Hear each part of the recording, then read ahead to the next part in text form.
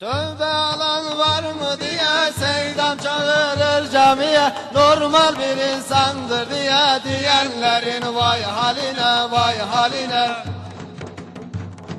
Tövbe alan var mı diye Seydam çağırır camiye, normal bir insandır diye diyenlerin vay haline vay haline.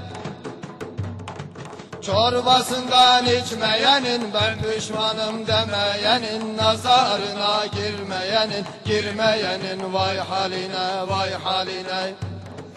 Çorbasından içmeyenin, ben düşmanım demeyenin, nazarına girmeyenin vay haline vay haline. Seyitleri sevmeyenin, adapta kusur edenin, imansız canlar verenlerin vay haline vay haline. Seyitleri sevmeyenin, adapta kusur edenin, imansız canlar verenlerin vay haline vay haline.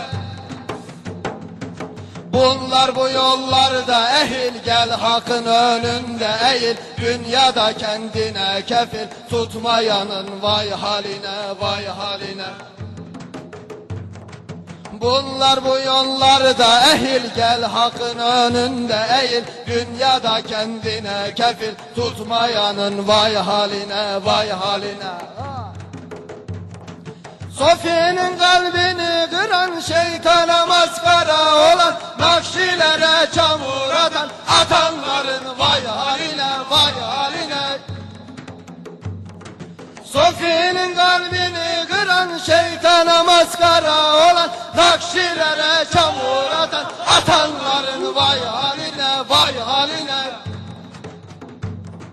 Kalpten gürültü edenin, Sofiye deli diyenin, değerini bilmeyenin vay haline vay haline. Kalpten gürültü edenin, Sofiye deli diyenin, gelip elini öpmeyenin vay haline vay haline. Ah.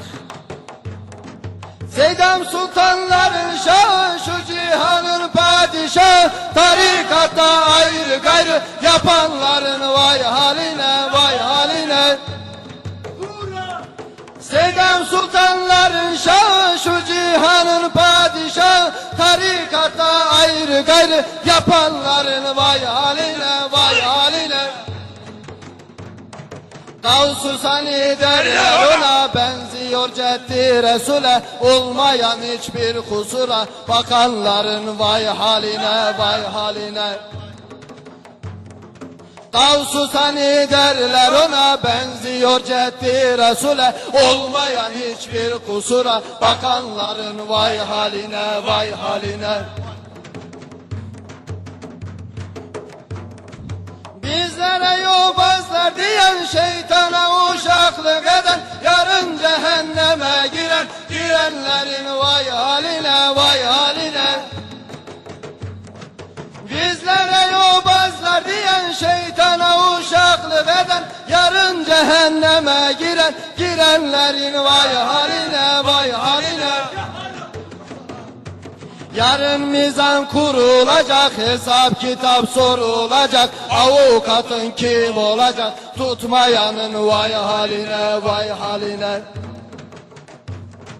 Yarın mizan kurulacak, hesap kitap sorulacak, avukatın kim olacak, tutmayanın vay haline vay haline.